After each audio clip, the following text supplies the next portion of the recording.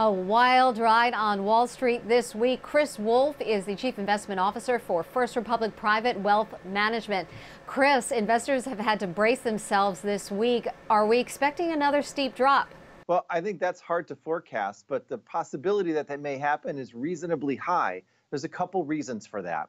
The first is we've come from a long period of interest rates that have fallen and are now starting to rise.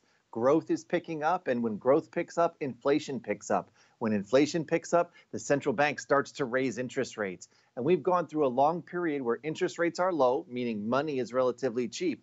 As that gets more expensive, it'll start to put a little bit more pressure on the stock market. Is there a key signal that you look for, that investors should look for, that steep drop is about to occur? Yes, I think the things that investors should be looking for are signs that inflation is picking up.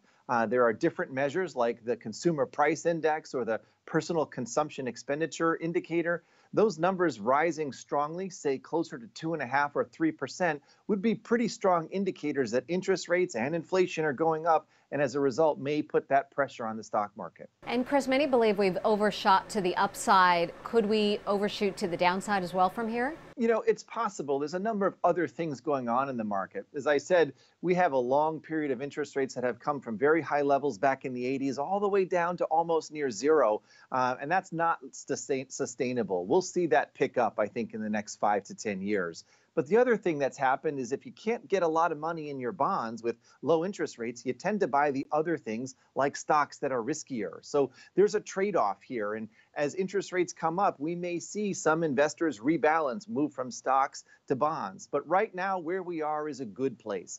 The fundamentals for the market are good. The economy is actually pretty good. So I think things are in a decent place, and it should give investors some time to think about positioning their portfolios. And Chris, if I could ask you about an individual stock, because a lot of millennials are talking about Snapchat this week.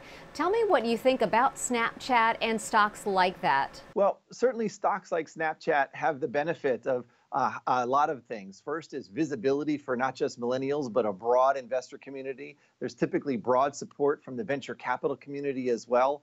And you have also a lot of interest because they're new and they're trendy.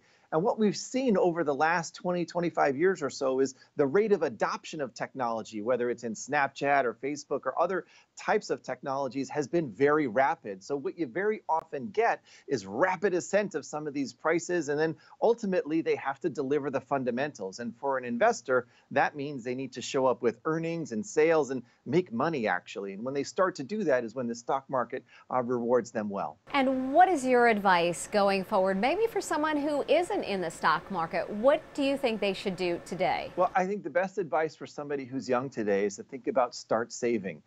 Saving is the most important thing you can do. And when you save the money, you need to think about how long you'll be saving for. If you're 25, you may be saving for 50 years. So you have a long period of time to be thinking about that investment program for yourself. And ultimately, from my perspective, the biggest thing you can be doing is not just saving, but adding to your investments over time. And I think investing a little bit in the stock market as you go through time is the way to go. All right, Chris Wolfe, thanks so much for taking some time to talk to us today.